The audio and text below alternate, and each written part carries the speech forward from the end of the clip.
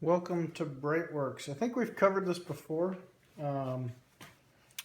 but you've got a 1976 911S with head gaskets or flame rings.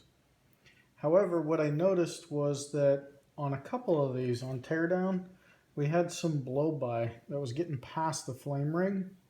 So now that the heads have been set up and everything's ready to go back together, I'm going to do one final little step and basically deburr everything.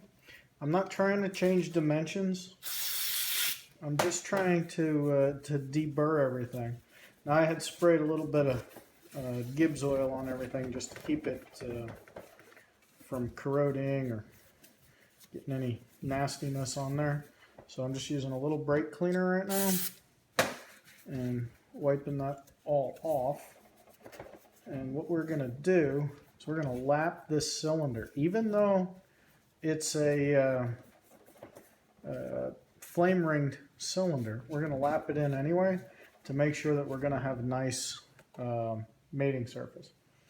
So I've numbered the cylinder number 3, and I've numbered the head here number 3, so that when I assemble these I know that I've lapped this one to that one. We're going to use just a water-soluble valve grinding compound, nothing fancy, just a Permatex valve grinding compound. I'm just going to put a little bit of it on there. And in this case, I'm applying it to the head. Probably, if I hadn't already assembled this cam rack, I would do these individually, make it a little easier for cleanup. But since the cam rack is assembled, we are going to use it as is. Alright, so we've got this stuff around. I'm not using a lot of it. I don't need a lot of it. I'm not trying to, again, we're not changing dimensions. We are simply just deburring everything and making sure that the cylinder mates up and gives us the best crush possible on the flame ring. When I put the second one in, it took a little bit before it got to the point where it would fit in and out smoothly. So we've got our grinding compound there on the head. And we pick up the cylinder and we're just going to mate these two together.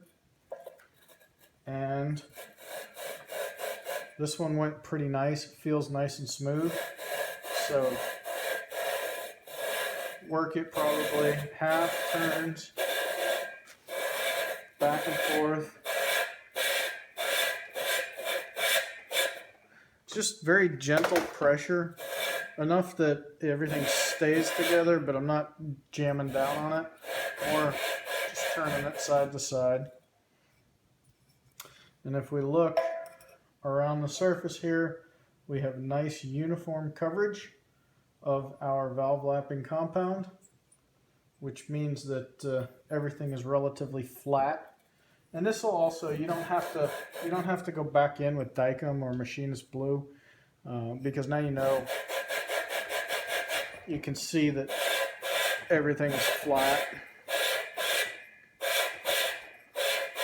We're not even going all the way around, just a little deburr so that when they go on, everything will tighten up nicely.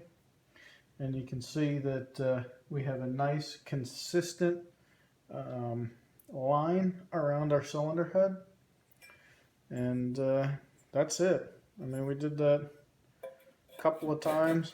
Long fins towards the exhaust port. Alright, so everything's been deburred, and now comes the process of cleaning up.